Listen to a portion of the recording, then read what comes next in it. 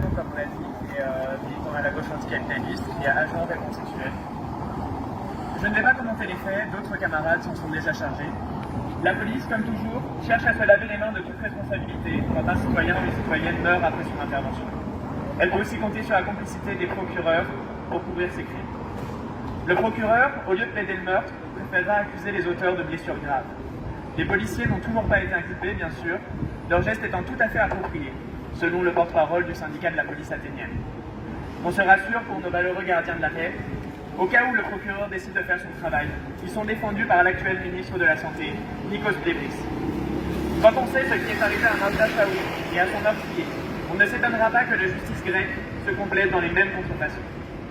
Zach Kostopoulos était un activiste connu pour avoir lutté contre l'homophobie et la sérophobie, la discrimination à l'encontre des personnes séropositives, en assumant son statut séropositif à la face du monde.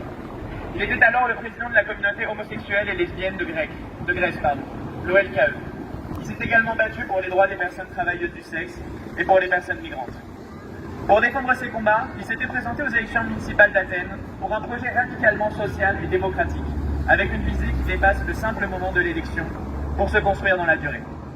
Zach résumait sa candidature comme suit, je cite: « Le changement ne se produit pas simplement en jetant un bulletin de vote dans l'urne, ni en s'abstenant, et en laissant ainsi la place à la perpétuation de la même situation. Elle exige la participation constante et active de chacun d'entre nous à tout ce qui nous concerne. Participer, s'exprimer, être entendu, mais aussi écouter. » Il incarnait jusqu'au bout des faux ongles le combat queer, un combat de toutes les personnes marginalisées, contre une société qui préfère tuer et circonscrire celles qui sortent de la norme plutôt que de respecter ses propres lois. Son meurtre a eu l'effet d'un électrochoc pour les luttes LGBTQI+, à Athènes. La marche féministe du 8 mars s'est rendue au lieu du meurtre de Zach, et de nombreuses marches de nuit ont eu lieu pour exiger justice et faire résonner ces combats, toujours d'actualité. Le meurtre de Zach nous apprend plusieurs choses capitales pour nos luttes.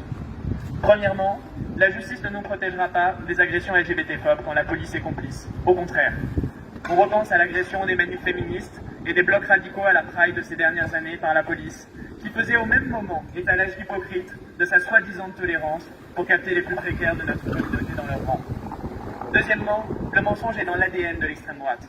Quiconque leur tend un micro au nom de la liberté d'expression seront complices de leur manipulation.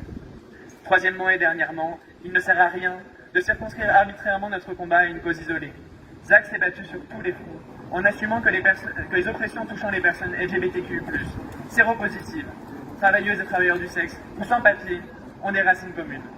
Nous unirons nos forces pour imposer nos vies à une société qui semble plus préoccupée par l'orientation sexuelle du fils de Superman que par le meurtre d'activistes par les fascistes et la police.